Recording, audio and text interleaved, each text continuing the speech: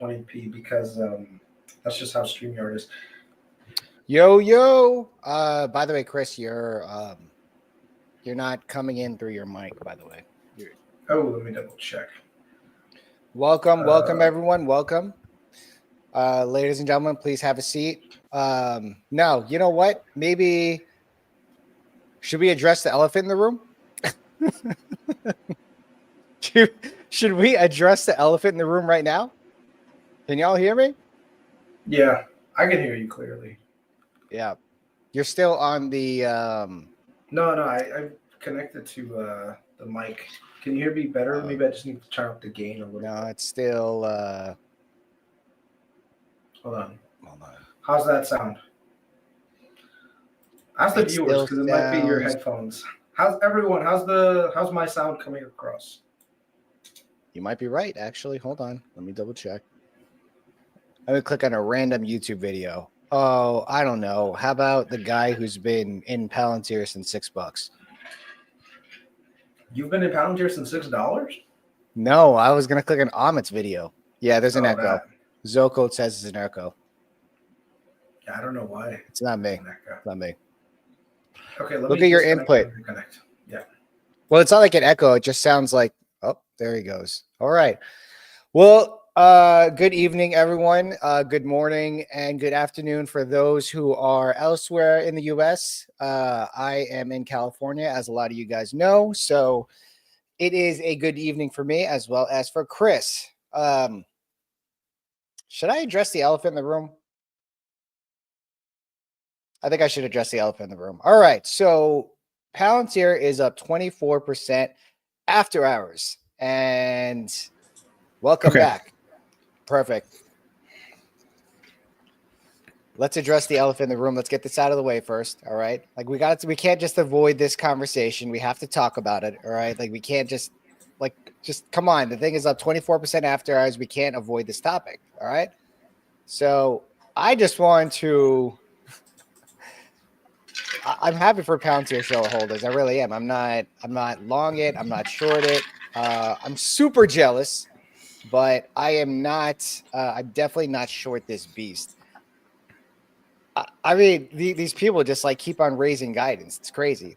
And it's no secret the valuation is pretty up there. But like, if Wall Street likes it and they raise guidance, like Wall Street's going to like it even more. And I would say they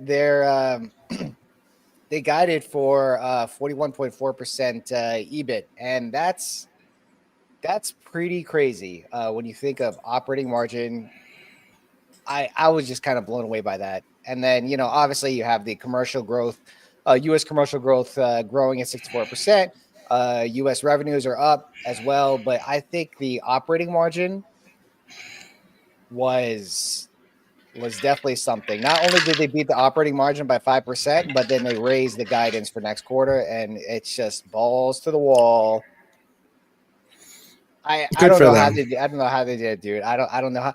I mean, you gotta give it to a company that can execute like this. You know, I mean, obviously they're, you know, it's not fake stuff. This isn't like 1999 to Enron. This is an actual company, right?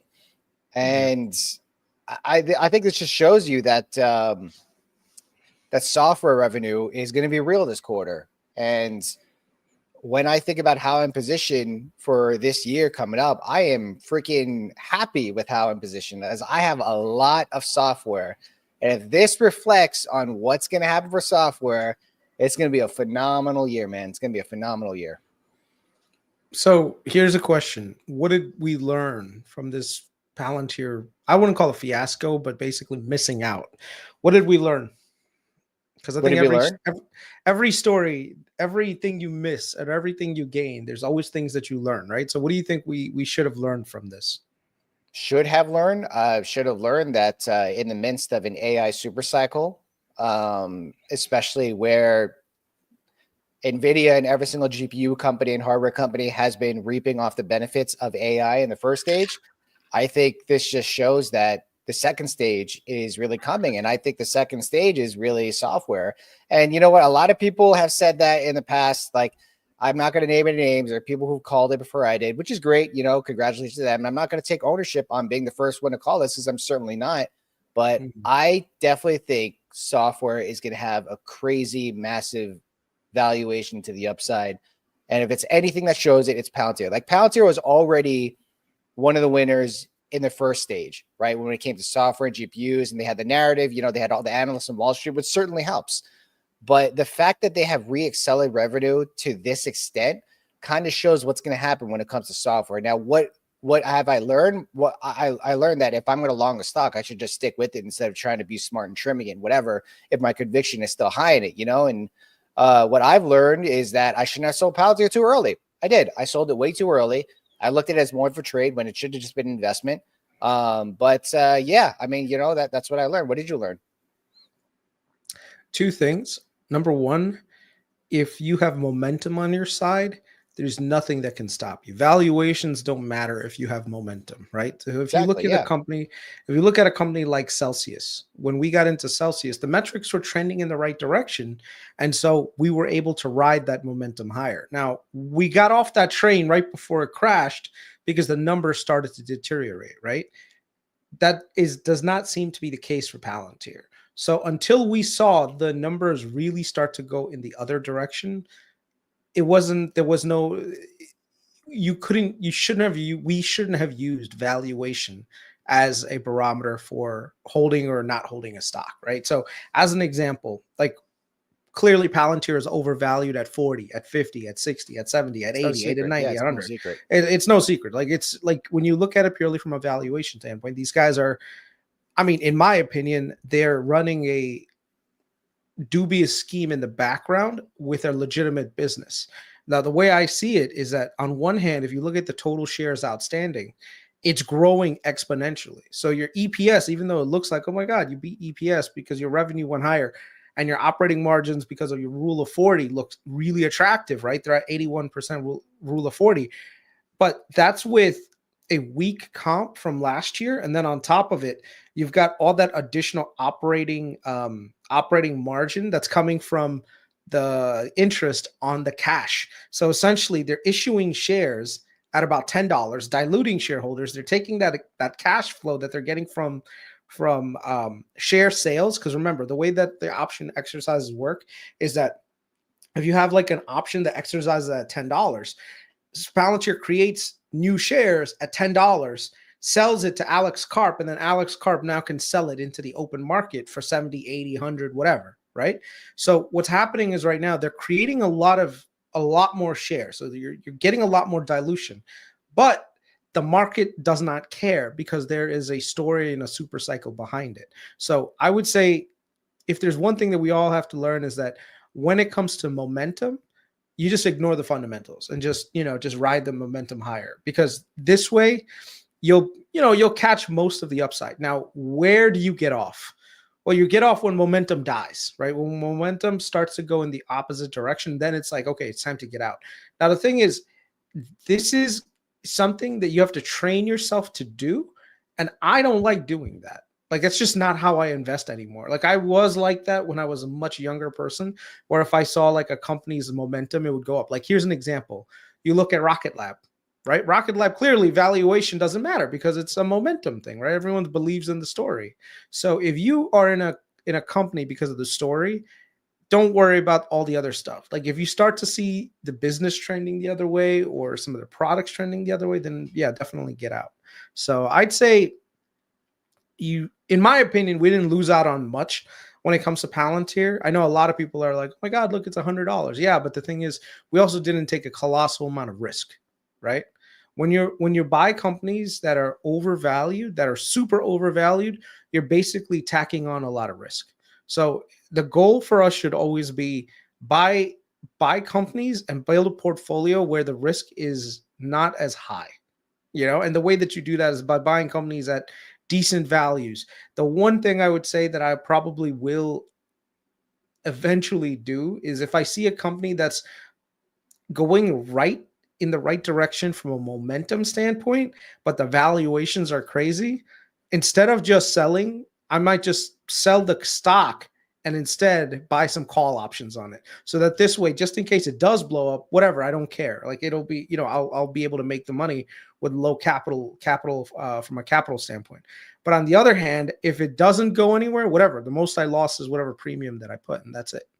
You know, so I mean, the tough part with doing that. Okay, so let's go back a little bit because you mentioned you were talking about momentum. I think momentum has seriously become the case when it comes to Palantir now. It probably was the case maybe a few months ago when it was like around $50 in the last earnings. I think it was like $40 before the last earnings. Before that, it kind of like swayed up and down, right? Like it was actually moving a lot like him stock. And I think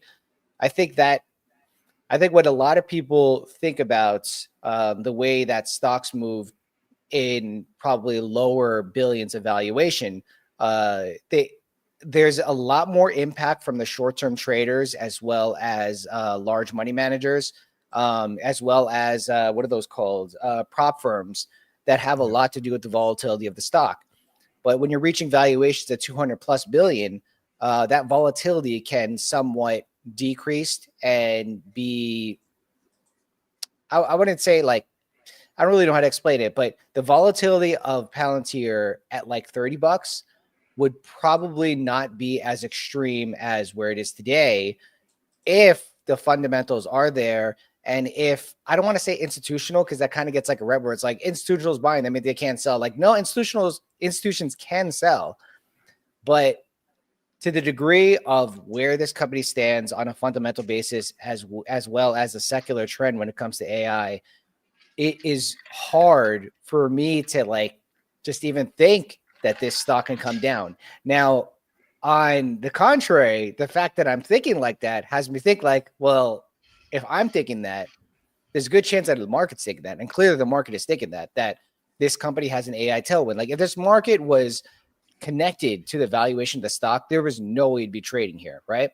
yeah. That's just not really how Wall Street functions. But like you're saying, it has the momentum. It does have the momentum. I don't think it's as much as the momentum as you think it is.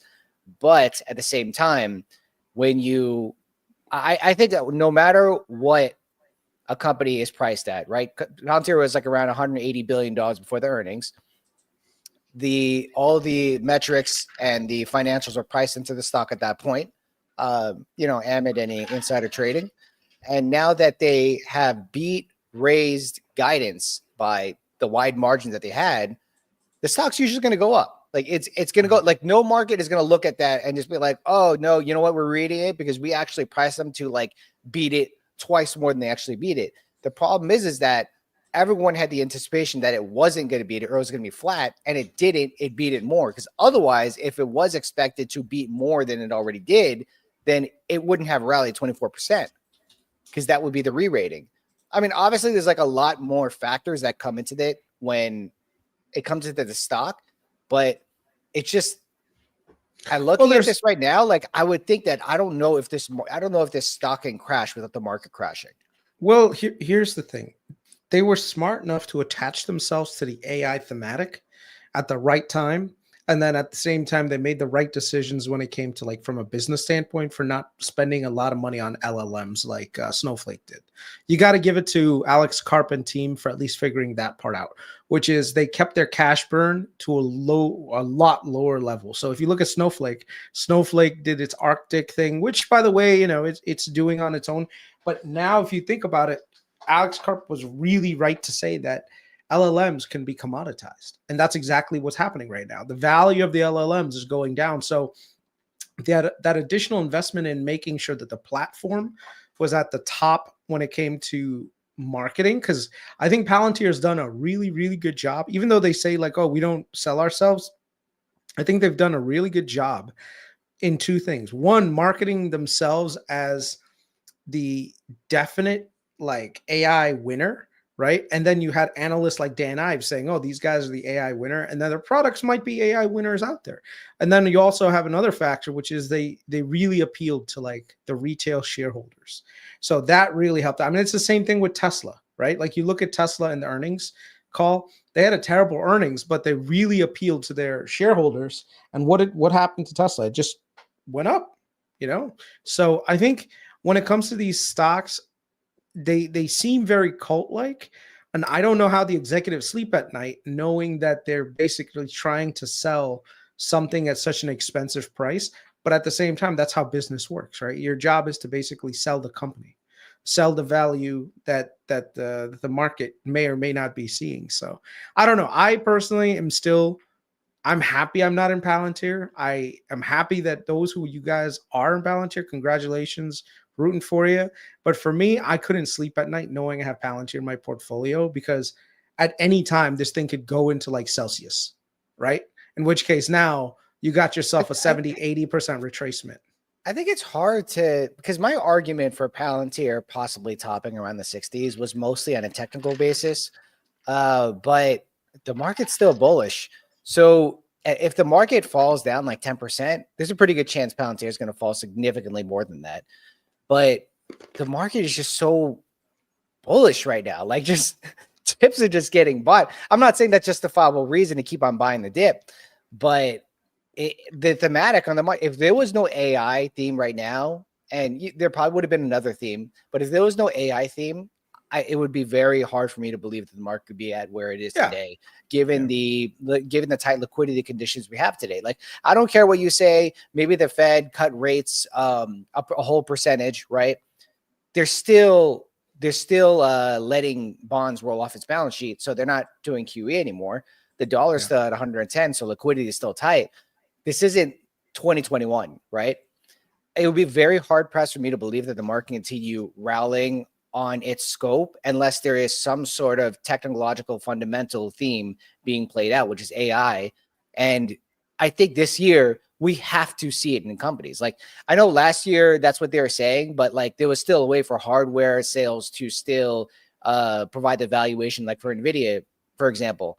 I don't think Nvidia is going to do well this quarter, in my opinion. I think that the market is really pricing that in ahead of time, and I could be surprised, right? We could be surprised, but like you're saying, LLMs are commodity, right? And I didn't listen to earnings call, so I'm going to take a word for it. Alex Karp said that if LLMs are a commodity, then that means that the amount of cost to put toward buying GPUs and training LLMs or large language models is not the same cost as it was before, let's say, DeepSeek, right? Oh, no. And so his logic was the LLMs, to train them, is becoming more and more commoditized. So basically what's happening is, now there's like 8, 9. Compute? What do you mean? No, not the compute, the actual development of the LLM. So like right now, you've got Mistral, you've got OpenAI, you've got Google Gemini, you've got Microsoft now getting in the game, you've got Amazon doing their thing, you got Llama from Meta. So the thing is, the LLMs, they keep getting more and more commoditized. So there's no value in making sure that you're training these LLMs to do more and more higher functions. At some point, the functions are not as, like, the additional spend on the gain is not as necessary, right? On the other side, the compute is growing exponentially, right? And that's why you're saying the inference is getting cheap. So from a software standpoint, that's what you want. Like, imagine right now you had a great software program, but you could only run it on certain, and you know what? I'll give you an example as a video game. Imagine right now you came up with the best video game ever, but only 10% of the actual computers could actually run that video game, right? With this new breakthrough, all of a sudden now the cost of compute has gone down so much that people can actually afford that game to be run on like regular computers. That is what's happening right now. So now I think what's happening is the cost of inference is getting cheaper and cheaper, which means the value of the software is becoming more and more expansive, because now more and more people can get that software. Right? That is exactly the reason why I'm so bullish software right now, 125, because that realization has come through. And I think that realization has always been the case in the background with a lot of the back end of the financials of companies. Like, they were able to see this ahead of time, right?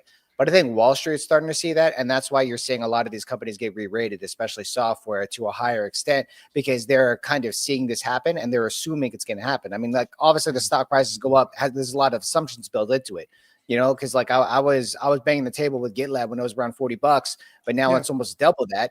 And is it justified? I mean, I don't know. Like, I would buy here if it was like long-term position, right? But maybe there's something I don't know. You know, maybe there's something that's not to be said. But I think it's more of a confirmation bias at this point. Like if software stuff, like we have Amazon and we have Google reporting. Google's reporting tomorrow, Amazon on Thursday. We have more than a handful of software companies reporting this week, including Cloudflare on Thursday. If I don't even want to say if, because it's just, I feel like at this point it doesn't even matter anymore, because we saw Microsoft guide down when it came to their CapEx, as well as their cloud revenue was a miss and they got down in it. But yet the market still remains super bullish on software. And I think that Palantir coming out and basically saying it through their financials just goes to show that companies are willing to spend more money when it comes to software versus hardware. I'm not saying they're not willing to spend more money on hardware, but like you're saying with a video game metaphor, is that you are able to play like freaking Metal Gear Solid 20 with the same Nintendo DS, or I don't know.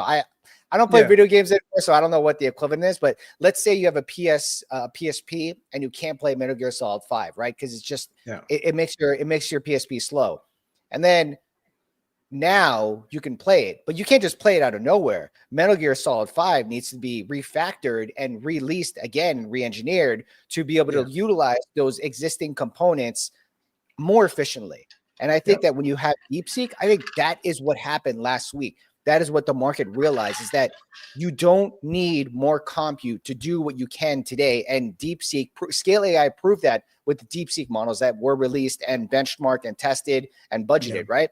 Whether or not that was true, whether or not that was true, who knows, right? The fact of the matter is that the market now sees that you can do the same compute, but the software has to be re-engineered, and that's not going to happen on its own. Like, these software companies need to be re-engineer their own applications in order to utilize those components in a much more efficient manner.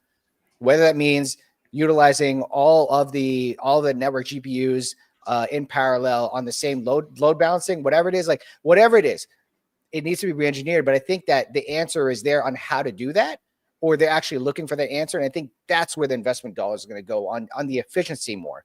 And, you know, whether or not it's training or inference, I think those costs are going to come down dramatically, and I think they're going to come down proportionally. But at the same time, is that if software can do what it does to a faster extent with little to no costs, that reduces the amount of spending these software companies can spend, and that expands their margins. And right there already shows you that these companies, the software companies themselves, are willing to spend more money on the services. And then the companies that purchase services from the software companies are willing to spend more money because that service that they have been purchasing in the past has now become a commodity and cheaper. Yeah. So we'll see what happens. Really exciting time to live in. One of the things that I also want to highlight is that each LLM is starting to like differentiate itself based on certain use cases. And so if you look at this chart right here, take a look at this. If you look at the model results for certain reasoning tests, actually Google's Gemini Flash thinking is literally almost at the second to the top, right? When was this? Oh, when was this? January 29th. Okay. Yeah. So the thing is, like, people are discovering that the quality of the AI, the LLMs also are, a big difference, right? So it's not so much to say, look, the commoditization of LLMs is there, which I totally agree, that's happening. But then there's also the qualitative impacts of those LLMs. So the thing is, you can't just say, okay, you know what? I have a model that I trained. There you go. Enjoy. It's cheap to run. No, like, you need to actually have good results that come out of it based on the metrics you're looking for. So I think each one is kind of differentiating themselves a little bit. You remember how cloud came out for cloud, where AWS was the first one to come on the scene, but then like Microsoft came on and then Google came on. And the thing is, each one has had like differentiating points that made them individually valuable, right? So I think that's what's happening to the next round also when it comes to these models. But the one thing that is common is that they're all hosted on the hyperscalers, right? So Google, Microsoft, Amazon, so you can't lose. Whether if your company is there and you're like, I want to use an OpenAI model, boom, there you go. You can use it on any of the platforms. You can use it on Azure. You can use it on AWS now, right? So these are the kinds of things that are happening. So for me, when I look at that and I'm asking myself, okay, where do I want to be in this whole thing? Because I know that software is going to grow. I'm totally with you on that, 100%. Like there's no doubt in my mind that software is an upward trajectory thing. But because of this commoditization, I feel like more people and more applications are going to come out, and more compute is actually going to be used for inferencing. And there you go. Now you've got yourself this huge growth cycle in these companies that actually provide the inferencing infrastructure, right? So that's where you look at Google. Google is still trading at 26 times forward, not 26 times, like 20 times forward earnings. With, I'm telling you, tomorrow's report is going to show some freaking massive Google beats. The market has already recognized it. That's why it went from 166 to now 205 in less than like 60 days, So I'm telling you, tomorrow when that earnings comes up, it's going to show Google Cloud growth is going to be on another level of acceleration. And when that happens, it's just going to lead to people buying up Google again and saying, you know what, this is the AI player. The other thing that I want to highlight, and I think this leads right back into our conversation about China. China is our adversary. Everything the Trump administration is doing right now is to basically go after China. Okay. Economic policy. I'll give you all the things that just happened within the last month. Number one, Panama Canal. Why did we go after Panama Canal? And why did Trump send Marco Rubio over there? Because of China. China had built 2 ports over there. Said, no, we want to have the Chinese less influence in our region. Kick them out. Another thing with Mexico and Canada, all these tariffs that came around, these were threatened tariffs. Why? Because the Chinese have been making inroads into Canada and especially into Mexico, right? This was a way of saying, look, you guys need to exercise these Chinese out of your system. Otherwise, we're going to end up being the ones that really, like, I don't want to say destroy you, but we're going to put you in a bad place.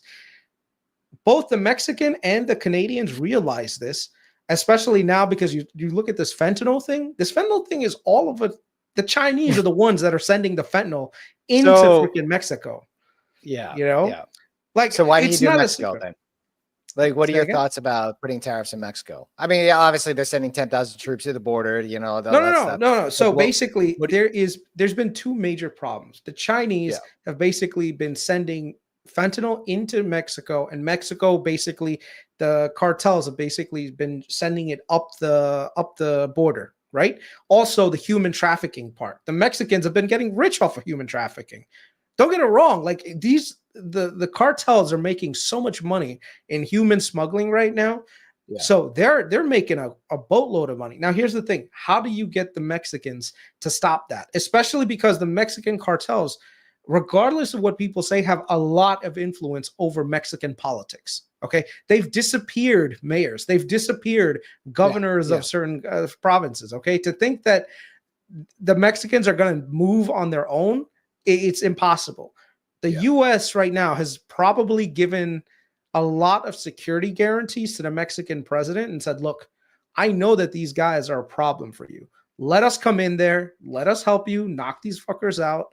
Let us control the border. We're not going to be like the last administration that basically said it's an open, porous border. Come on in and let everyone come in. No, there is actually some work there. The U.S. has been getting cozier with Venezuela, if you've noticed. Yeah. Everything that the U.S. is doing right now is to counter China. Even Canada. No, I agree with you. Yeah, I agree with you. Even Canada, like I said, was getting cozier up to China.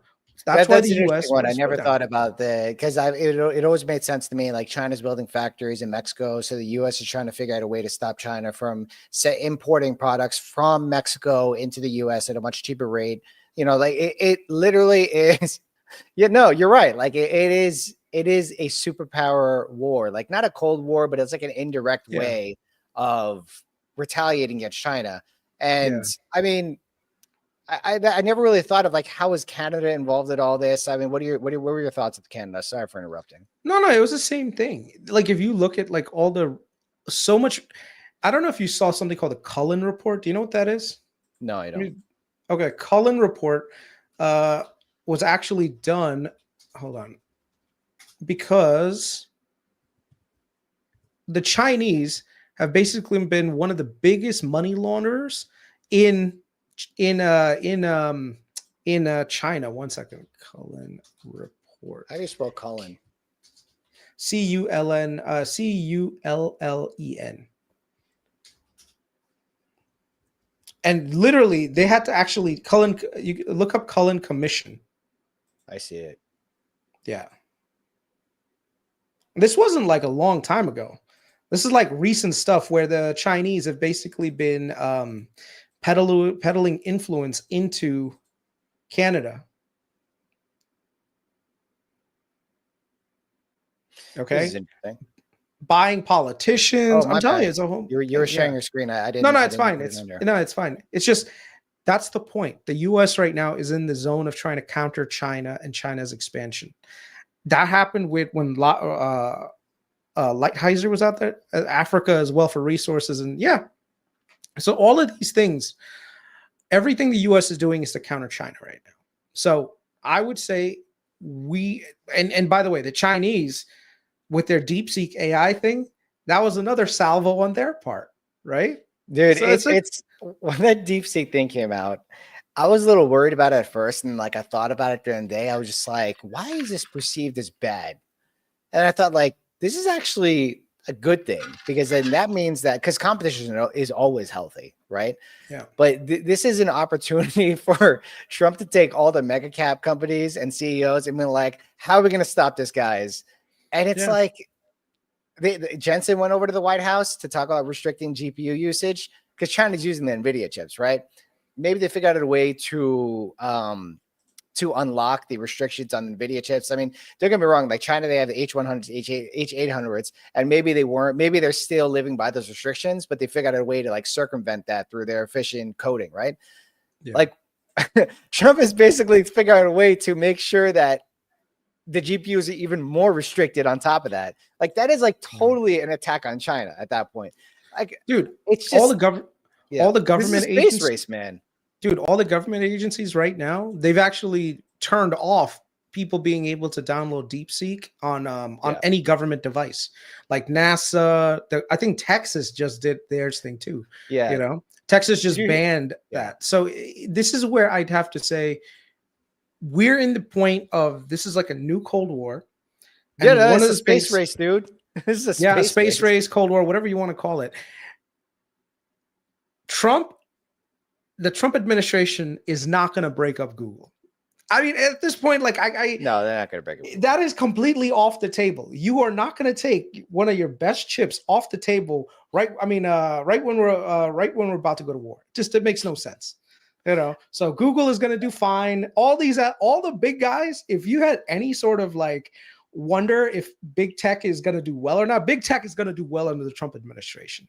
And in my opinion, Google has been kind of like neutered a little bit because of all of this like thing around anti-competitiveness, but those things are all going to go away within the next 6 months to a year, which means that Google will actually reprice and get revalued much higher. And I'm telling you, Google at 270, 280, easy. Yeah, no, this is going to be very interesting. I can't wait for those earnings tomorrow. I mean, it really matters a lot for software because of Google Cloud. Like if they reaccelerate that cloud growth from 35% to more than that, like dude, these software companies can go freaking running. Even Snowflake is up like 2% after hours on.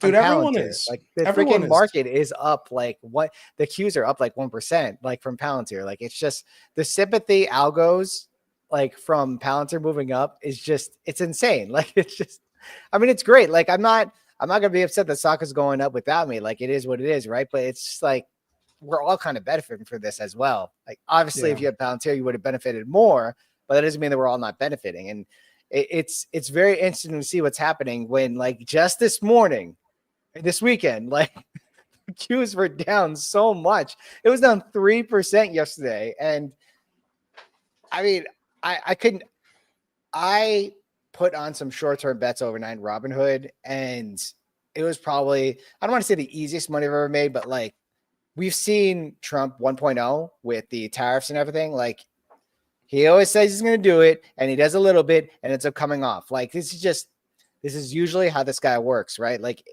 I wouldn't say I'm not going to be here and be like it's going to play out the same playbook. Like obviously, a trade does involve some sort of risk management, but it's just how are we supposed to take these tariffs seriously if this is what he's going to keep doing? How are other countries supposed to take this tariff seriously at this point? That when they know that the reason why he's putting the tariffs for something else. No one has actually not negotiated with them though. Do you notice that? Like, tell me one of the countries. They all negotiate with them. Because they know that at the end of the day, they're in a really tough bind. And the points that he brings up, some of the points that he brings up, in my opinion, are stupid, but a lot of them are actually real things. Like I'm telling you, I had no idea that the Chinese had 2 freaking ports, like controlled ports on the Panama Canal that they could shut off on us. Imagine that. I had no idea that Panama was even part of the Belt and Road Initiative. Did you know that? I didn't know that. I was like, holy shit. I mean, I knew that there was some sort of involvement. Like, why would you go for the Panama Canal? It's like, obviously, that's a shipping route for China, right? So yeah, there has to be some reason. Like, I did attribute it to it, but like, I never really put 2 and 2 together until recently when they came up with the deal with Panama. And it was just like, this is literally fighting with China. That's all this is. And that's the whole thing with Mexico. I was listening to like a podcast the other day when it comes to China building the manufacturing plants in Mexico, so then that way they can avoid all the tariffs that the U.S. has against them. So instead of shipping directly from China, they just ship all the components to Mexico and then build whatever they need to build and then ship that from Mexico to the U.S. And like maybe it's not that much when you think about it in terms of like in terms of real percentages, but like when you think of the amount of volume that they're shipping, like 10 basis points matters a lot to them. And it's just, I don't know, man. Like this guy's probably been playing. Trump has probably been planning this shit for 4 years. Like he's been planning like this game plan for 4 years because there's no way he can be voted and be like, this is the game plan we're gonna do. Like this thing has been planned for a long time, and I don't know. I guess we'll see. We'll see how this year goes. Like we went into 2024 with the assumption that like the whole AI stuff is like pretty much over, and then we were up like 25% in 2024. Like who's to say that can't happen again? Like what if we're up? What if we're up more than that? Late cycle is pretty crazy. And what if we're not in the late cycle? Yeah. You want to know something crazy right now? Well, technically it's not crazy, but Trump just so the hockey team like that just won the Florida Panthers, they just won the Stanley Cup, right? They just gifted Trump like a whole bunch of stuff. I mean, just this dude is on fire. All right, so let's stop talking about Trump. Let's get the move on. Well, no, we can continue to talk about Trump because what we're going to talk about next has to do with that, right? We're going to talk about the dollar, and then probably some other things. So let's do this real quick. This is one of the stories that no one is talking about. The strength in the Brazilian real, regardless of all the shit that's happening, they have been getting stronger. Okay. Oh, so which means basically can't read this chart. Yeah, that's basically showing the US dollar versus the real. So going down means the Brazilian real is going up. Yeah, you have the USD BRL, so it would be the inverse. Yeah. So look at this. All the fears that they had that spike in December that caused Nubank and Mercado Libre to fall, not Mercado Libre especially, but mostly Nubank to crash. That giant move has basically been erased now. All right. And it looks like this trend is. Oh, wow. It did. Yeah. That's crazy. That entire move has been erased. So I got to be honest. I haven't been keeping up with the Brazilian central bank since I posted about that in December. Yeah. They're doing good. Yeah. The new commissioner started in late December. The head of the central bank in Brazil, he is like, he's basically like the Scott Bessent. Not hedge fund manager, but he's like pro private equity and corporate, right? Like, so and he is literally the president of Brazil. He's literally his right hand man. And now he's running their version of the Fed, the central bank. Yeah. Like, I don't know, dude. Not been the most bullish setup ever. On top of that, all the freaking deposits that Nubank has been gaining in both Mexico, Colombia, and Brazil, all those things are going to add up to a huge amount of net interest income for Nubank. Yeah. Imagine right now you just lend to the central bank and short-term rates are getting 12, 15% on your money. That's freaking nuts. I do wonder because their lending portfolio hasn't been increasing as much as their deposit portfolio. So I do wonder how they're going to leverage that, because if they're able to keep the non-performing loans, because the non-performing loans 90-day plus has become an issue for Nubank as far as the analyst concerned. Not really an issue for me, because I think that's just the name of the game. But if that actually took a downtick recently, or slowed down its uptick, started to decelerate, if that actually decelerates, I think that's like super bullish for Nubank, because that means they can continue to loan out more money with a much higher interest rate. Like, do you know Mexico has like interest rates above 10%? Like Brazil is above 10%. I don't know. Colombia is like, these countries have very high interest rates. So if they like, I think the argument was that for these deposits that Nubank is giving out to its existing customers is like matching basically whatever the central banks for them are offering, right? Which is like 13, 14%, which these other major banks in Mexico, Brazil, and Colombia, like they don't really give interest to people who deposit money with them.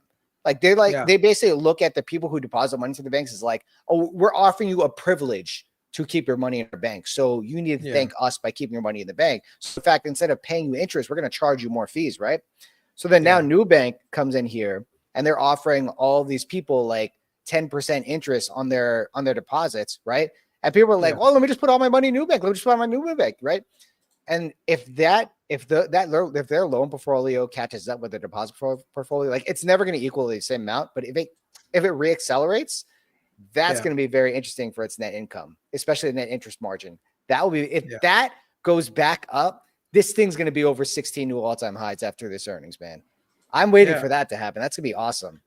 Yeah, Brazilian economic indicators are pointing towards a much, much better scenario than people are thinking, you know? So growth is actually expected to be really, really well. And then Nubank is looking... Screen. Are you looking at it right now?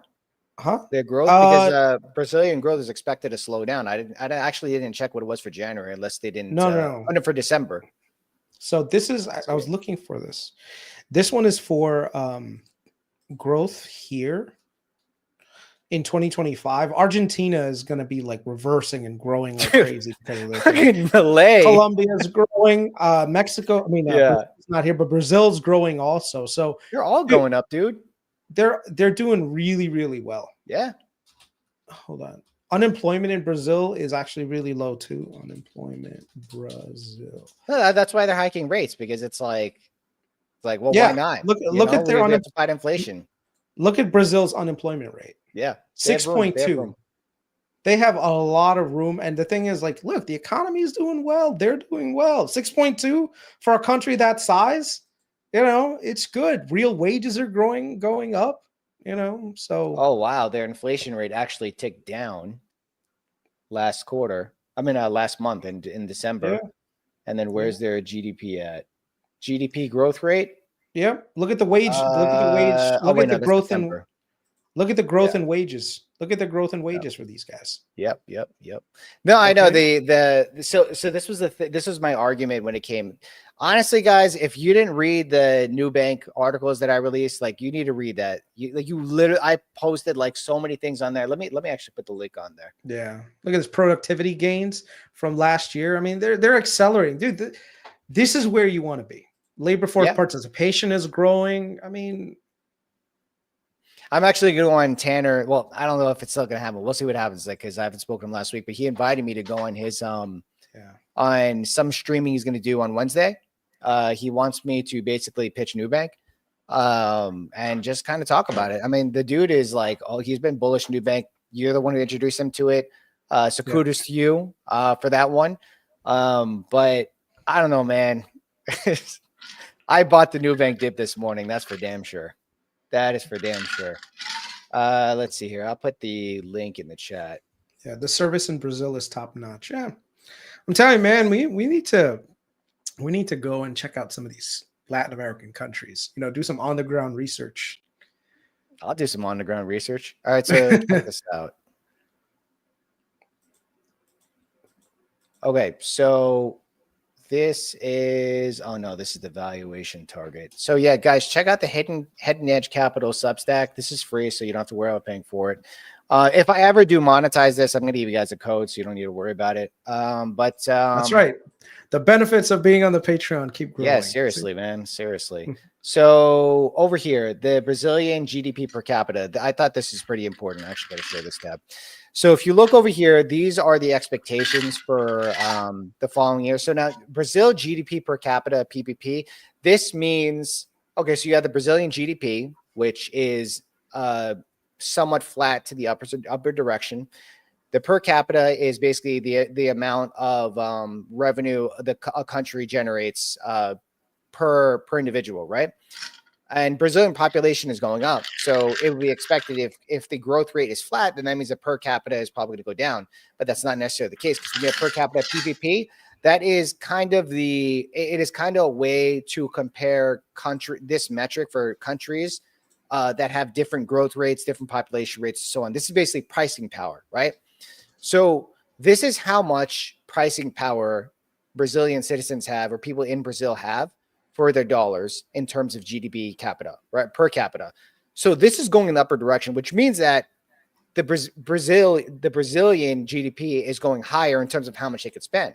So even though GDP could be somewhat flat, the amount of pricing power they have increases in the next 3 years. See, like when you read those articles saying like, oh, you know, Brazil is going to go through stagflation, their inflation's going up, their GDP is going to be flat, that's stagflation and so on, inflation going up, GDP flat. But then they never went further than that by looking at the pricing power, right? So if you compare this to other countries in South America, Brazil's pricing power is actually going up. And let me show you something as well. Let me share this one. Oops, I stopped sharing my entire screen. All right, so also this one, Colombia, also in the upper direction, right? Colombia is also going up. Mexico, is also and going by the up way, as well. the growth is reaccelerating.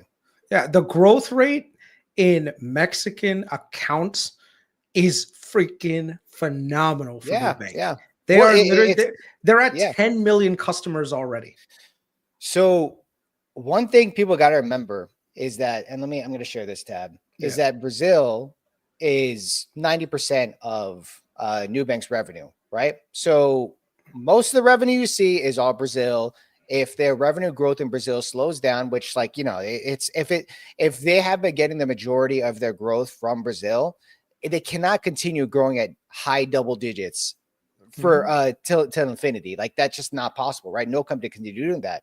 But Colombia and Mexico are growing at a much faster rate, and the market share they have in those countries, they only tap like 10% of the population. So now they're not going to go and tap like, you know, 100% of the population, but a lot of the people in Mexico are unbanked. Hold on, I'm trying to do two things at the same time. Sorry about that. While I look for that chart, did I miss it? I think I missed it.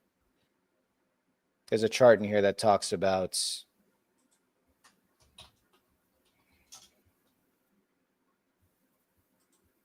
I don't know. I don't want to waste people's time. We're already 48 minutes into this. But anyways, I mean, very exciting stuff. I mean, and they're already talking about expanding to the US, which that's probably not going to happen for a while.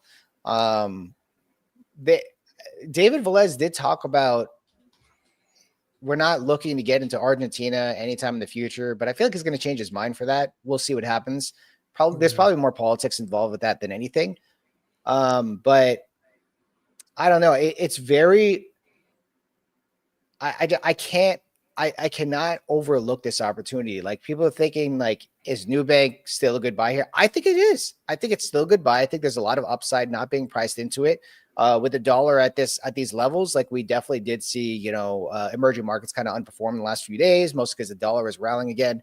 But I think, like, if you have like a long-term mindset, especially the spreads that I have or the calls that you have for 2027, I think that's more than enough time for this thing to rally quite a bit. But yeah, man, we'll see. We'll see. I mean, it's I don't know, just kind of the waiting game when it comes to this stuff. Like, you know, you just get your position, build it pretty nicely, and then just hold on. That's it. Dude, they already literally just picked up 10 million customers, man. I mean, that's just a crazy, crazy figure. And they're growing that. Mexico is going to get big. I don't know. We'll see what happens. Mexico. I think they're going to reaccelerate it. Yeah. So I think overall we're in a good place. Nothing to worry about with Nubank. Nubank's going to do phenomenally well. Latin America, I'm up on. Google, same thing. SMCI finally released a date where they're going to do a business update. So that just happened this afternoon. So they're going to be reporting supposedly. I don't know if they actually mean they're going to be reporting results, but they have something called a business update. Let me just show, and that's why like the thing is up almost 10% today After hours. After hours. So, but it was down 5%. Yeah. But look, it's down right now, but it's it's up. It's getting there. Let's look at overnight trading. What is an overnight trading? Let's see. 2 hours ago. No, this is something else.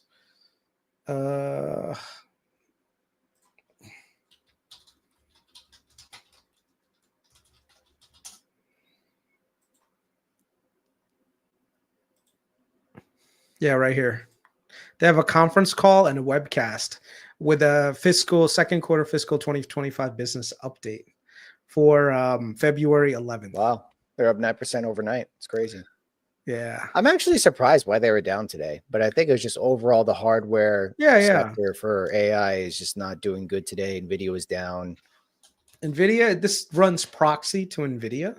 So that's why. Yeah, that's the unfortunate part, but it'll probably come back. I think people are being a little too bearish in Nvidia, in my opinion. I'm all for it. I hope this fucker drops to 90 below. I don't have a position in it, so I don't care.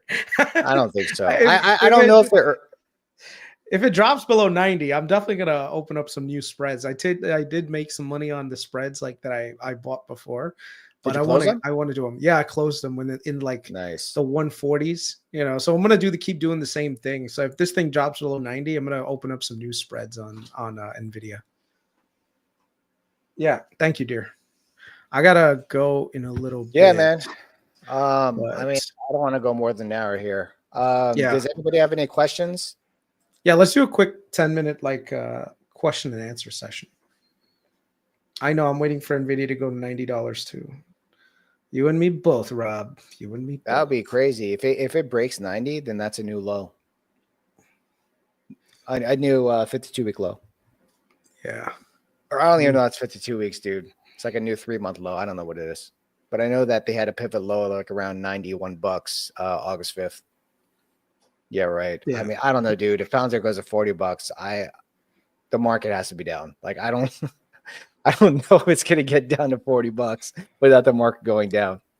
Yeah. Are you guys going live for Google? I'm probably not. Ahmed probably is though.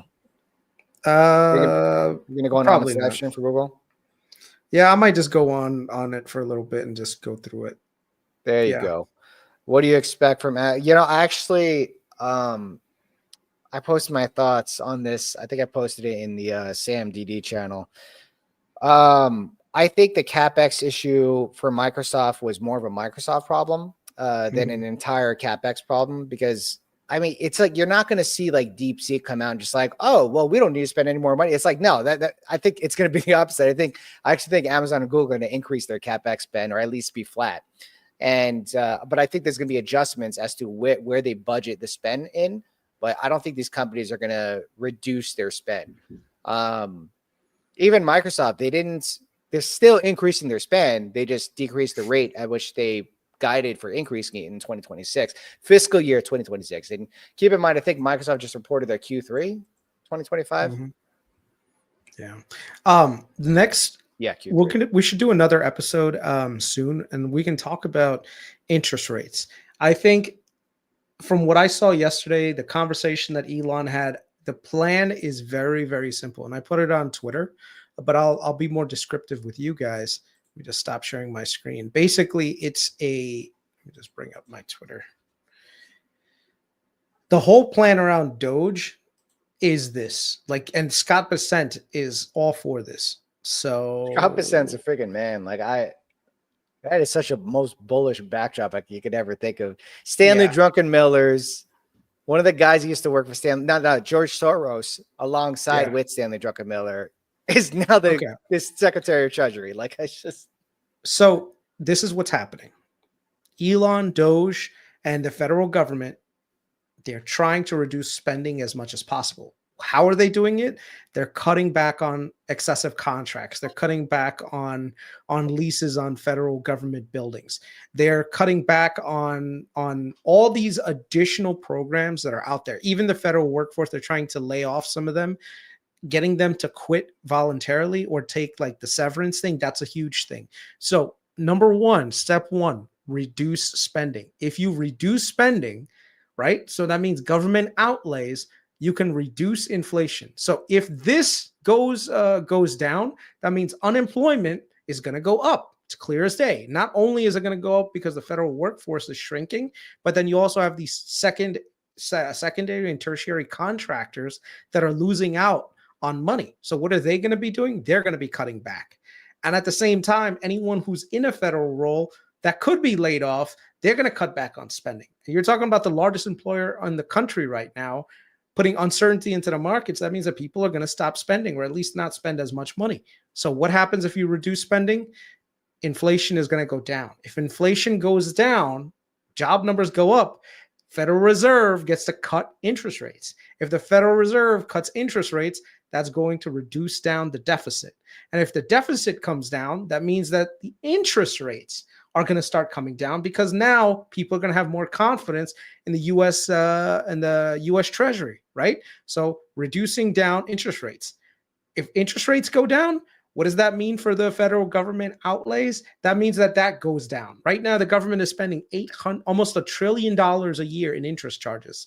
If you are able to get interest rates down, that'll go right back into reducing spending. And it just goes right back into this wheel, right? And this is how within 2 years, Doge and the Trump administration are planning on taking out about $1 trillion of that deficit. Right now, we have $2 trillion in deficits. If they do everything successfully, they're going to get this thing down to $1 trillion in deficits, which lines up perfectly with what Scott Bessent said. Yeah, with the 3% rule, which is 3%. The deficit should not exceed 3% of GDP. What is 3% of the current GDP right now that we have? The U.S.'s GDP. U.S. GDP is 27.36 trillion. So if we just run a quick calculator by 20, yeah, hold on 1 second. So by 2026, it should be closer to like, if you have like let's just do this, 27.36 times 1 trillion, 1.25 times 1.2025. Hold on, let me just do that. 27.36 times 1.025 times 1.025. So you're looking at about 28 to almost 29 trillion. So 29 trillion times 0.03%. That's about 870 billion would be the 3% amount for 3% of GDP, right? So literally they'd have to get it down to that. So I think they could live with 3.2, 3.4, and then the next couple of years they can catch it up and get it back down again. But the whole point is getting that GDP to cutting the deficit down. I want to address something real quick. Nvidia is my largest. We're not bearish on Nvidia, and to be honest, if you're bullish Nvidia, like if you're like for the long term, like you're gonna be totally fine with Nvidia. Like that company's not going anywhere. We're just talking about strategically positioning ourselves for maximum upside on an asymmetric basis where we have the least amount of risk for the most amount of return. That's the only reason why we're here. Like we're not here to tell you guys to buy the S&P 500. And if that was the case, you wouldn't even be here right now. We're here to tell you how we are positioning ourselves for maximum upside to beat the S&P 500 over the long period of time. Yeah. Hopefully more than just beat it by 1% or 2, beat it by a lot more. So I read a little bit on the U.S. sovereign fund. So I'm not an expert on this. Like, honestly, I don't even think anyone is. A lot of it is mostly, no, not 3 times margin. I don't use any margin right now.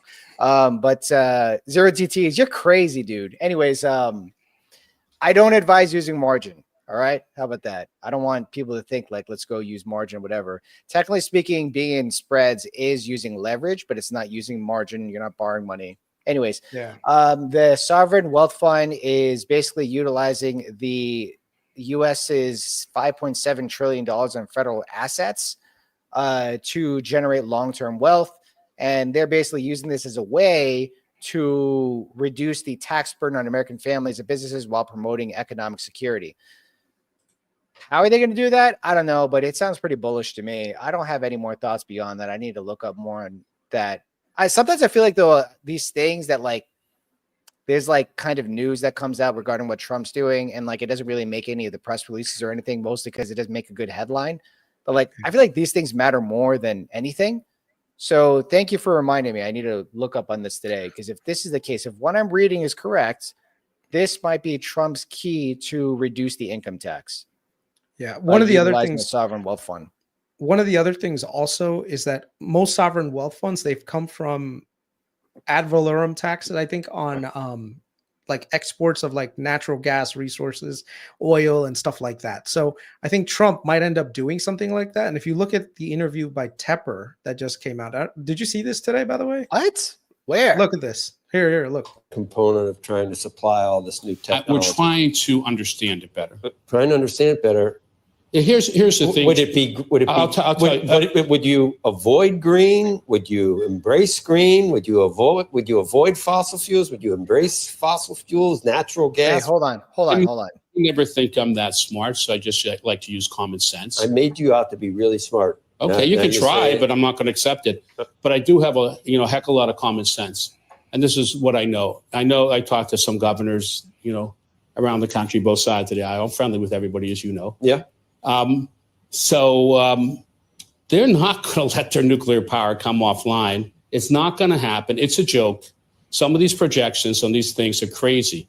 It has to be, if you're going to meet these power needs of what they need for AI, you're going to have to use natural gas.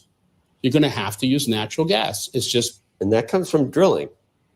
Yeah. I mean, we have a lot of it. And, so you have to use, you're going to have to use it. You cannot if you take a current nuclear plant and you think you're going to get these things, it will never get by these individual, PUCs. It won't, it can't. It's going to hurt the consumer too much. You can't hurt the consumer that much. It's nuts. So I hear these guys talk about, well, if we did this, if I was 7'2", I would have been in the NBA one day. I'm not 7'2". Okay, if you want to say something that can't possibly happen, you still wouldn't be in the NBA. I would still. I don't have the skills. It's a true story, but you could be 8'2". So that's an interest when they say. So I'm trying to understand what really makes sense, what doesn't make sense, right. And we're trying to figure that out right now. So it's fascinating to me. It's fascinating when you look at these tech stocks. It's fascinating in a video, or you look at some of these things. Can you do for different reasons? There's different things as you go out years. Different things that have to happen to make the growth projections happen. I'm not saying it won't happen.